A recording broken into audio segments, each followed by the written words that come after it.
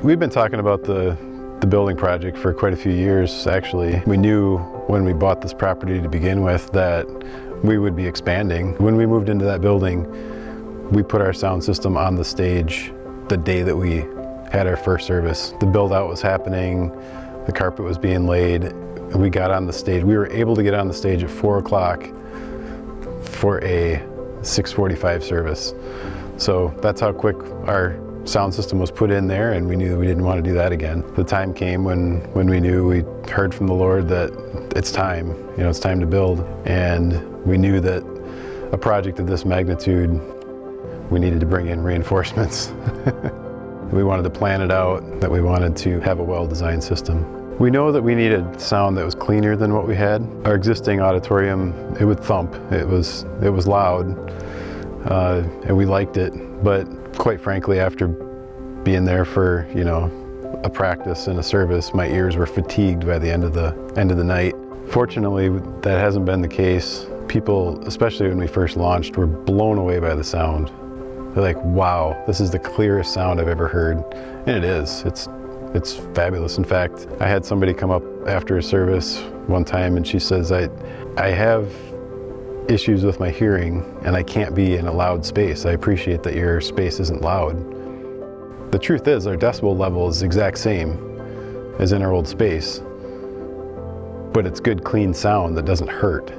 Even I, still to this day, I was still blown away. I'm like, wow, that sounds far and away more clear than our old system.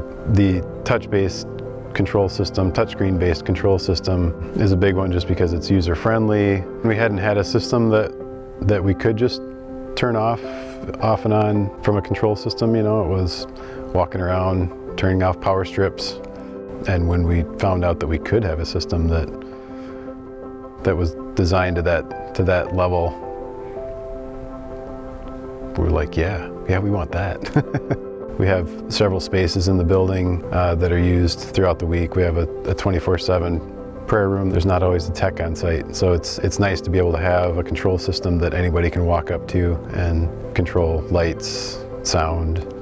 There's sound systems, there's video, there's lighting, and the one thing that we couldn't have anticipated is the infrastructure. I think the first time that AVE brought up the idea of a fiber network throughout the building just for AV purposes seemed like overkill.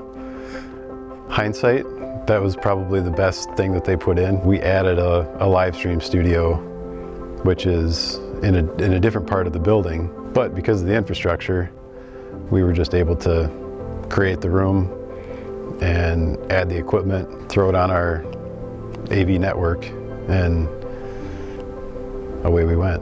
Having the infrastructure to be able to keep building on what we already have, make it better, add more lighting, add more video is key to where we're going as a ministry.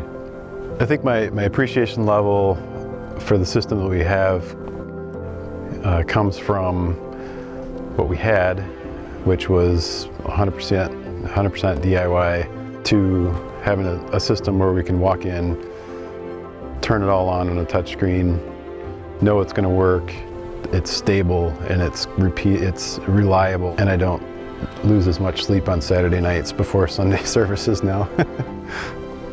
If I could give any advice, I'd say make the investment during the planning stage of a project. There's a lot of value in a well-designed, well-implemented, well-installed system.